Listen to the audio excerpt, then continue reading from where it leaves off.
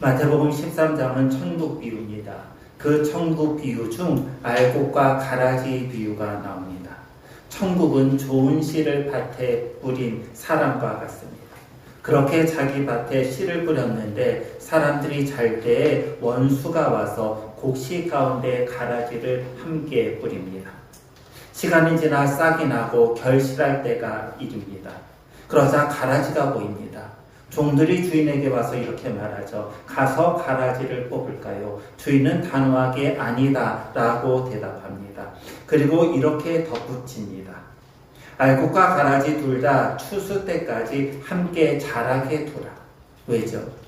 알곡을 뽑다가 가라지를 함께 뽑을까 염려되기 때문입니다. 이어지는 주인의 말은 추수 때가 되면은 추수꾼들이 가라지는 먼저 거두어 불사르게 하고 곡식은 모아 내 창고에 넣게 하겠다. 이렇게 말합니다.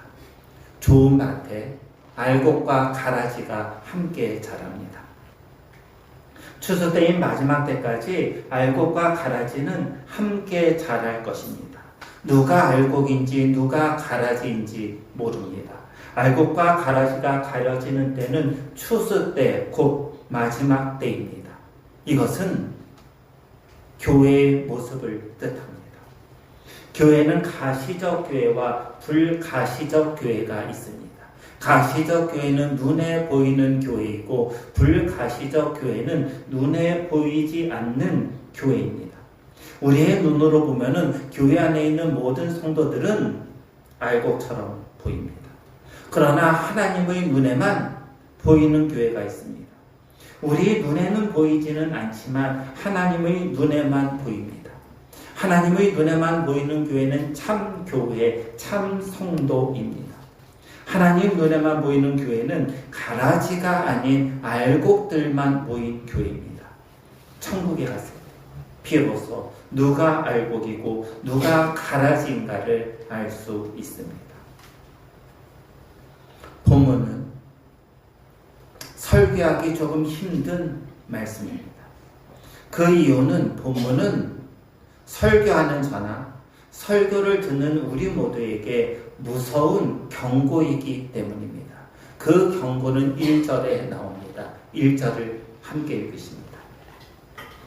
그러므로 우리는 두려워할지니 그의 안식에 들어갈 약속이 남아있을지라도 너희 중에는 혹 이르지 못할 자가 있을까 하니 히브리서 3장부터 4장까지 안식이란 단어는 반복됩니다.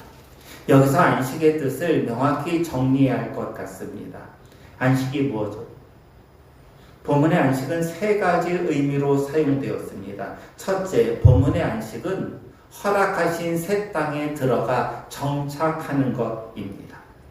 히브리서 3장과 4장은 출애굽한 이스라엘 백성들의 신앙과 삶을 배경으로 합니다. 당시 이스라엘 백성들의 목적지는 젖과 꿀이 흐르는 땅, 언약의 땅, 가나안 땅의 정착입니다. 이스라엘 사람들은 출애굽한 후 무려 40년 동안 광야에서 방황했습니다. 그 기간 동안 출애굽했던 1세대 모두는 죽었습니다. 광야는 사람이 살기 적합하지 않은 장소입니다. 200만 명, 많게는 300만 명이 먹을 것이 없고 마실 것이 없습니다. 부족하지요. 그리고 잠자기에도 부족합니다. 활동하는 모든 것이 안정적이지 않습니다. 사람은 본능적으로 정착할 때 안정감을 누립니다. 정착해야 마음도 편하지요. 방황하는 것은 심리적으로 사람을 불안하게 만듭니다. 그렇게 광야에서 방황하는 이스라엘 백성들에게 안식은 가나안 땅에서의 정착입니다. 두 번째 안식은 성경에 처음으로 기록된 안식을 말합니다. 여러분, 성경에 처음으로 어디에 안식이 기록되어 있죠? 창세기 2장입니다. 하나님께서 세상을 6일 동안 창조하시고 마지막 날인 7째 날 안식하셨습니다. 쉼이에요. 그런데 창세기 1장과 2장을 자세히 보면은 흥미로운 사실을 발견합니다. 하나님이 첫째 날 빛을 창조하셨습니다. 그리고 그 첫날이 마무리될 때 이런 말씀을 하십니다. 저녁이 되고 아침이 되니 이는 첫째 날입니다. 둘째 날도 동일한 말씀이 나오죠. 저녁이 되고 아침이 되니 이는 둘째 날입니다. 셋째 날, 넷째 날, 다섯째 날, 여섯째 날 똑같은 말씀이 반복됩니다. 저녁이 되고 아침이 되니입니다. 이 말씀은 하루를 종결하는 표현이에요. 여기서 질문을 드립니다. 하나님이 일곱째 날 안식하셨어요. 안식일입니다. 그럼 일곱째 날에는 저녁이 되며 아침이 되니 이는 일곱째 날이라 이 말씀이 나옵니까? 나오지 않습니까? 일곱째 날에 안식일에 안식하신 후 저녁이 되며 아침이 되니 이는 일곱째 날이라 하루를 종결하는 이 표현의 말씀이 나와요? 나오지 않아요? 나오지 않습니다. 일곱째 날에는 하루를 마무리하는 저녁이 되며 아침이 되니라는 이 표현이 나오지 않습니다. 그래서 신학자들과 유대 랍비인들은 이런 주장을 했어요. 다른 날들은 다 끝났으나 하나님의 안식일은 끝이 없이 영원히 계속된다. 하나님의 안식은 영원하다는 것이죠. 끝이 난 것이 아니에요. 만약에 하나님의 안식이 끝이 났다면은 그 종결된 안식에 우리는 참여할 수 없습니다. 여러분 이미 끝났어요. 끝난 안식에 현재를 살아가는 우리가 과거에 끝난 이 안식에 참여할 수 없다는 거예요. 하나님의 안식은 끝나지 않고 영원히 지속되고 있어요. 따라서 우리는 지금 하나님의 안식, 하나님의 쉼에 참여할 수 있다는 것입니다. 여기서 세 번째 안식의 의미가 나옵니다. 안식 안에는 하나님의 평화라는 뜻이 들어있습니다. 안식은 평화와 연결되어 있습니다. 언제 안식, 언제 쉼이 오는가? 평화로울 때입니다. 몸은 쉬지만 마음의 평화가 없다면 쉬는 것이 아니죠. 진정한 안식, 진정한 쉼은 평화로부터 옵니다. 그렇다면 인간이 가장 평화를 누릴 수 있는 곳, 가장 완벽한 평화를 누릴 수 있는 곳은 어디입니까? 천국이죠. 요한계시록에 의하면 천국은 다시는 사망이 없고 애통하는 것이나 곡하는 것이나 아픈 것이 다시 있지 않습니다. 세상에서 누리는 평화는 일시적이에요. 건강한 것 같으나 아픈 날은 반드시 있습니다. 세상에서 평화를 누리나 반드시 죽는 날도 옵니다.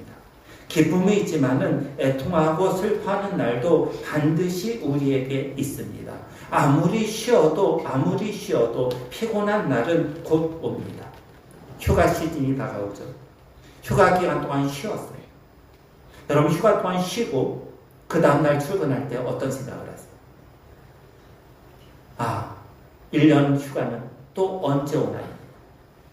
여러분 그렇게 한 주를 쉬었는데 몸은 피곤해요. 2019년 감사하게도 교회에서 안식월을 주어서 한 달을 쉬었어요. 안식월 첫째 날 이런 생각이 들어요. 야, 한 달이 언제 가니? 그런데 그 생각을 함과 동시에 안식월 마지막 날이 왔어요. 그때 제 마음에 드는 생각은 또 안식월 언제 오나? 이거예요. 선배들이 늘 하는 말이 있거든요. 한 달 안식월은 너무 짧아. 도대체 이 안식월은 언제 나오나? 앞으로 또 6년을 기다려야 하는구나. 세상에 사는 동안 완전한 안식은 오지 않습니다. 다시는 사망, 애통, 아픈 것이 없는 천국에 갈 때야 비로소 영원한 안식을 누립니다. 그래서 사람이 죽으면 어떤 감사의 기도를 합니까? 이 땅에서 수고와 고생을 그치고 영원한 안식에 들어가게 하신 하나님 감사합니다. 이런 기도입니다. 성 어거스틴은 이런 말을 했습니다. 주님 안에서 안식할 때까지 우리 마음의 쉼을 얻지 못합니다. 주님 안에서 쉼을 얻어야 완전한 안식, 영원한 안식이 있습니다. 그때까지 우리에게 완전한 안식은 없습니다. 천국에 가서야 비로소 안식을 누립니다. 안식은 광야에서 방황하는 이스라엘 백성들에게는 가나안 땅의 정착이며 성도들에게는 영원한 안식을 누리는 천국입니다. 1절을 보시면 그런데 그 안식에 이르지 못할 사람이 있다고 명백하게 말씀하십니다. 이르지 못한다는 도착하지 못한다입니다. 천국에 도착하지 못할 사람이 있습니다. 그렇게 천국에 도착하지 못하는 것을 두려워해야 합니다. 문제는 누가 천국에 도착하지 못하는가에 있습니다. 누가 천국에 도착하지 못하죠? 1절은 너희 중에입니다. 너희 중이란 히브리서의 말씀을 처음 읽은 1세기의 성도들입니다.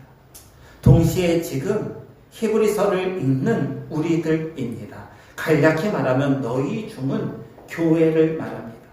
히브리서를 읽는 1세기의 교회, 그리고 1세기부터 시작해서 지금 21세기까지 오기까지 수많은 교회들이 히브리서를 읽었는데 그들이며 또 21세기에 와서는 지금 그뿐만 아니라 이 지상에 거하는 모든 교회들은 히브리서를 읽는데 그 교회들을 말합니다. 그렇게 수많은 교회, 그리고 그렇게 수많은 성도들 중 천국에 도착하지 못하는 사람이 있습니다. 그것도 1절을 보시면 아직 안식에 들어갈 약속이 남아 있을지라도입니다. 안식, 천국에 들어갈 약속이 남아 있습니다. 천국에 들어가는 약속이 파괴되지 않았어요. 천국문이 닫힌 것이 아니에요. 천국문이 지금 열려 있어요. 약속이 파괴되면 천국문은 닫혀져요. 그러나 약속이 아직 남아있기 때문에 천국문은 열려 있어요.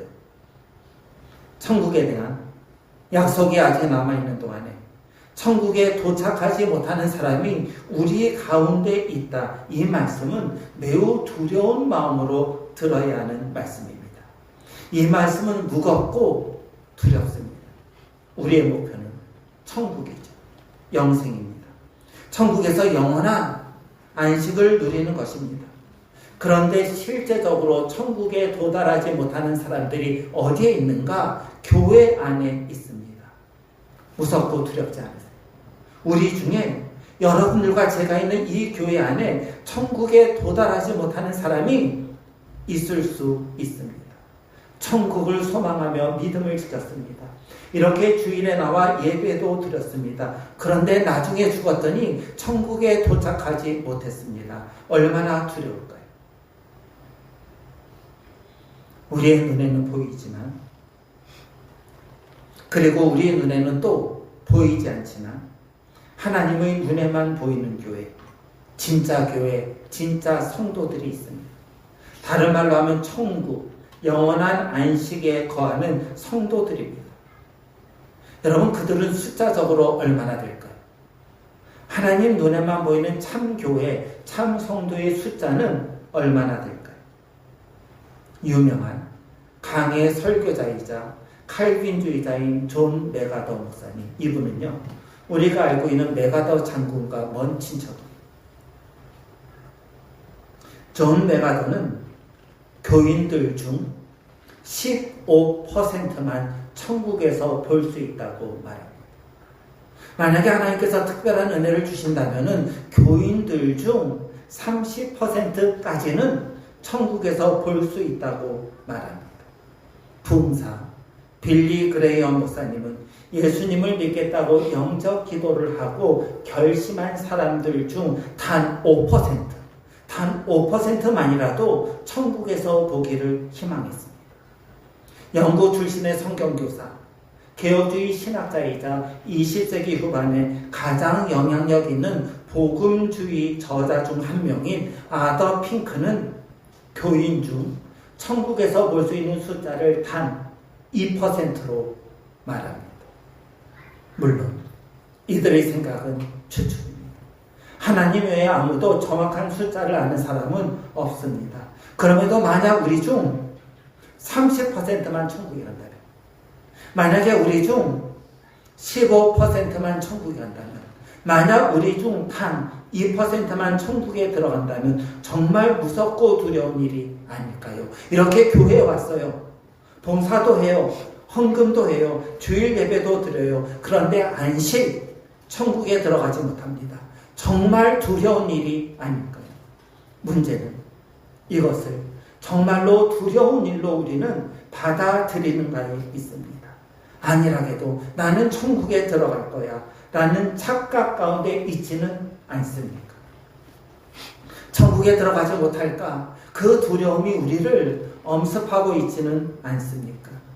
천국에 도착하지 못하면 우리가 있을 곳은 지옥입니다. 천국과 지옥 외에 다른 선택지는 없어요. 여러분, 만약에 우리가 천국에 들어가지 못한다면 우리가 어디에 있는가? 지옥에 있다는 것입니다.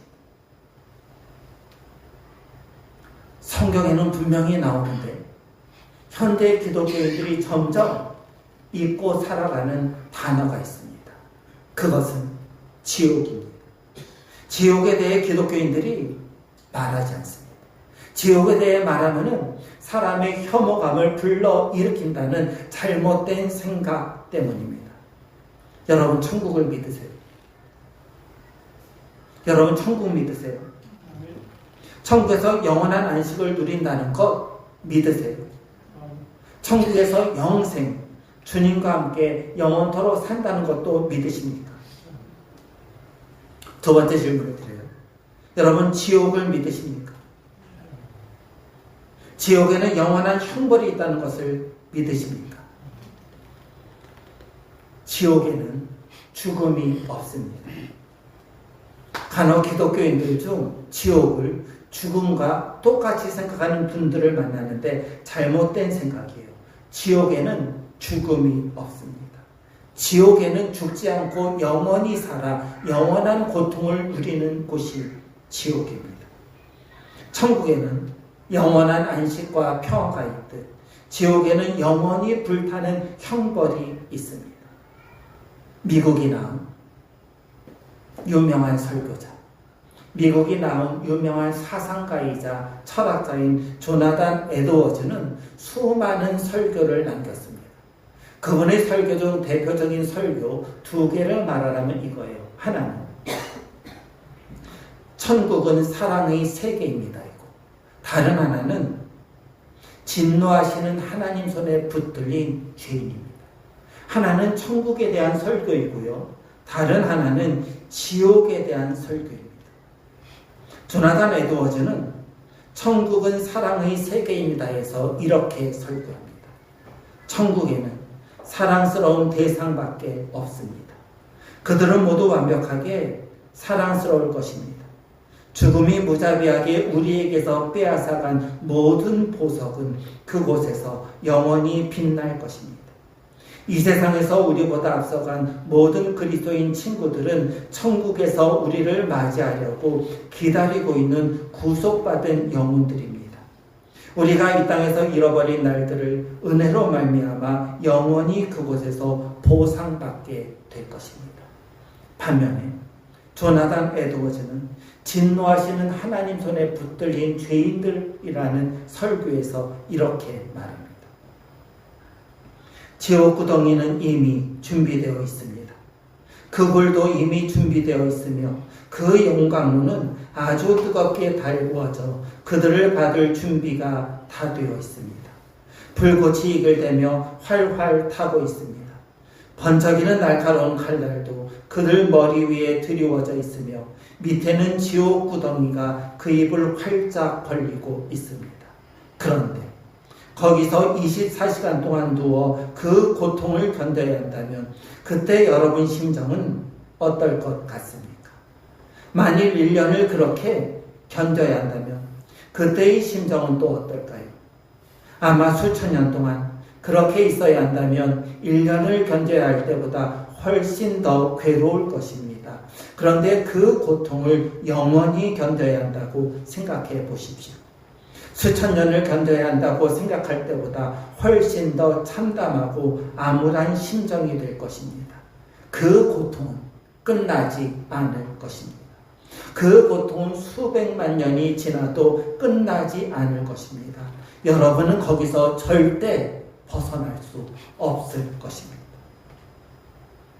지옥 고통은 영원합니다. 죽으면 다행이지요.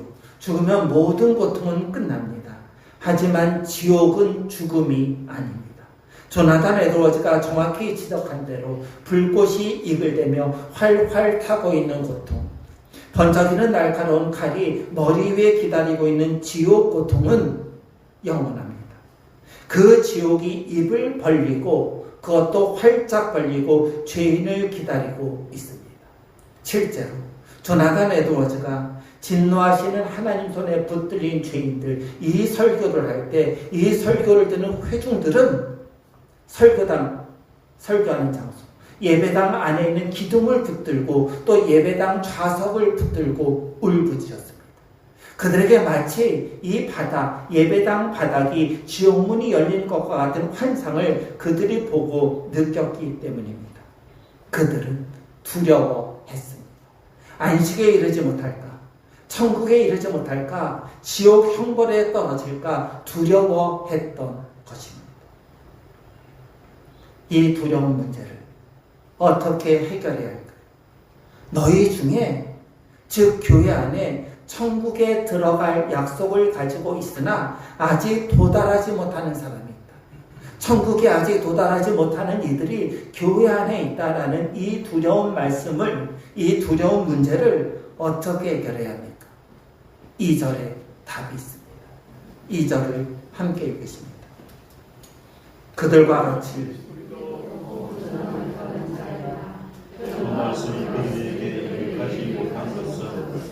듣는 자가 믿음과 결부시키지 아니하며. 천국에 대한 약속은 있으나 천국에 도달하지 못하는 사람의 특징은요, 들은 말씀, 들은 복음을 믿음과 결부시키지 않습니다. 구원의 복된 소식을 듣고도 그 복된 소식, 복음을 믿음과 연결시키지 않습니다. 야, 좋은 말씀이구나. 야, 유익한 말씀이구나 라고 생각합니다. 여러분, 좋은 말씀은요, 유익한 말씀은요, 인터넷에, 유튜브에 수없이 많습니다. 말씀을 들은데 이 말씀을 믿음과 연결시키지 않는 거예요. 복음을 듣는 사람들이 믿음으로 복음을 받아들일 때만 그 복음, 그 말씀은 효력을 발휘합니다.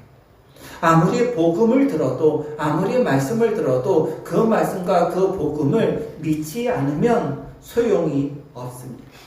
복음이 뭐죠? 여러분, 복음이 뭔가요? 복음의 핵심은 예수 그리스도의 죽으심과 부활입니다. 복음의 핵심은 예수 그리스도께서 나를 대신해서, 내 죄를 대신해서 저 십자가에 달려 돌아가셨다, 이것을 믿는 것이고, 또 하나 복음의 핵심은 그렇게 십자가에 달려 돌아가신 예수님이 부활한다입니다. 우리가 이 복음의 핵심을 믿을 때 우리의 모든 죄는 저기 예수 그리스도의 십자가상에서 용서되고, 우리가 이 복음을 믿을 때 우리에게 부활이 찾아옵니다. 복음은 영생을 가져다 줍니다. 복음은 우리에게 생명을 줍니다. 생명이 복음입니다. 그 복음에 믿음으로 화답하지 않으면 그 복음은 우리에게 아무런 유익이 되지 못합니다.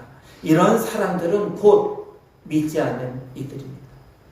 세상 사람들도 복음을 듣습니다. 하지만 복음을 믿을 생각을 하지 않습니다. 천국에 대해서도 듣습니다. 하지만 천국을 자신과 상관이 없는 문제로 생각합니다. 교회 안에도 이런 사람이 있다는 거예요. 복음을 들어요. 그런데 그 복음을 나와 상관없이 생각합니다. 천국에 대해 들어요. 그런데 천국을 나와 상관없는 문제로 받아들입니다. 지옥에 대해 들어요. 여러분, 천국 아니면 지옥이에요. 선택이 없어요. 내가 천국에 들어가지 못한다는 것은 지옥 간다는 거예요.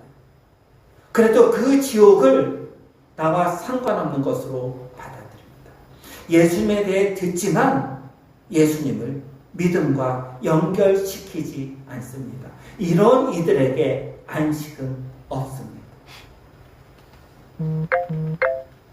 리차드 필립스의 히브리서 주석에 선교사 존 페이튼의 이야기가 나옵니다.